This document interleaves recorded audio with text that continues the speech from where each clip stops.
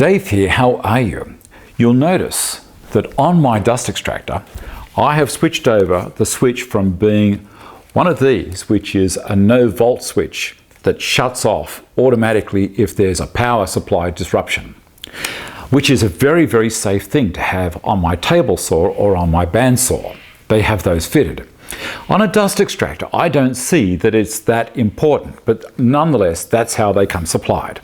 I have switched it from, sorry about the pun, I've changed the switch over to this switch, which is a conventional switch that can turn the machine on and off. Now, I'm going to take you through that so you can show your electrician this quick video on how to do it. The first thing you need to do is you need to purchase a couple of things. You need to purchase this plate because the switch, I've already done it. So the switch is mounted inside this plate here. There's the plate, and you can see I've already got the plate in there. This switch was a push fit into this plate. First things, make sure the power is not connected to the machine. So that will just sit there and remind me that I'm pretty safe. It is a Phillips head screwdriver required. I'll pop that down there.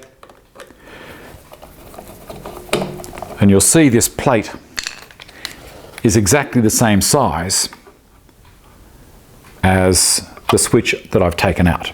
There's little spring clips that are in this switch when you push the cover plate on from behind. Now, you've got to put the plate on before you put the cables on. All right? The main thing to know that this new switch is what's called a two-pole switch. How that works is, and I'll use my screwdriver as a pointer. On one side of the switch housing, is a single pole, which is a switch that is going to turn, on this particular situation, my neutral on or off on one side of the switch. On the other side of this switch body is another switch. It's going to turn the active on or off, on and off, on and off. So looking at the switch like so, you'll have both your actives on one side of the switch, both your neutrals on the other side of the switch. Now, this is where it becomes a little bit tricky because the colors inside here are going to be a little bit different because this guy down here is called a thermal overload switch. Now, coming in from the mains, and you'll see that I have the plug disconnected. It's sitting there just out of the way. I've got the blue wire that's already got a tab on it. I've taken this off the existing switch. And down here is a brown wire. Now, that brown wire is our active. This is our neutral.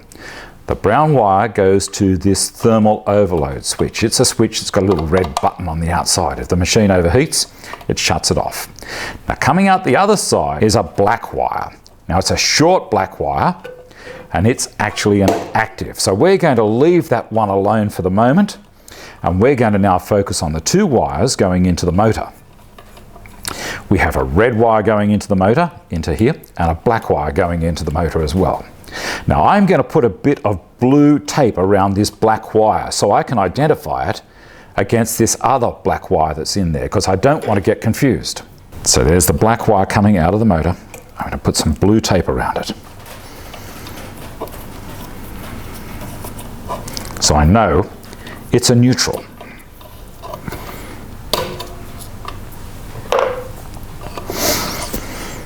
Okay, so now I'm left with four wires. These two blue wires and a black and a red wire. Now, these are both hot or active. I'll put a blue wire on there and a blue wire on that one. Okay, so both the blues are now connected. Now, we're going to put the red and the black, remember this other black is really inactive, coming off the other side of that thermal overload switch. I'll put both of them on the other side of the switch. That's it. Now that switch is wired correctly. Active, active, and neutral, neutral. Once it's all connected, the switch can get pushed back down again, and the screws replaced, and then we're ready to test it. All right, This switch also has another little feature where you can pull that out of it, and that's disabled mechanically. It's disabled the switch. So we'll push that back in, and now I can turn the switch on or off. I'm going to turn it on now and go over to the PowerPoint, and I'll be able to turn this machine on and off remotely from that PowerPoint. To take it one step further, if I wanted to, I could put a wireless PowerPoint activator and plug it into my power supply, into my PowerPoint over there, and plug the lead into that. Now, the reason I say wireless is because it does not require line of sight. If you use an infrared switch like I have on my other machine, well then you must have line of sight, and that's a little bit annoying sometimes. The machine's there, it is now turned on. I'm going to switch it on from there, turn it off, and back on, back off. All done remotely by using the PowerPoint on the wall there. Why am I doing this? Because down the side of the CNC machine, when the machine is running, I don't want to walk down that narrow aisle because the gantry is going to be going backwards and forwards. It's a bit dangerous. I'm also thinking about doing it with my 2-horse machine in Australia. That will work because we're on 240 volts and it is 7.7 amps on that machine. I'll show you a little photo of it, and it's under 10 amps. Now, it's going to make no difference because that is a 10 amp switch. For the one that I took off the machine, it was also a 10 amp switch. If you enjoy what I'm doing, give me a thumbs up, subscribe to the channel, keep on coming back, and I shall see you next time. I hope this helps. Bye.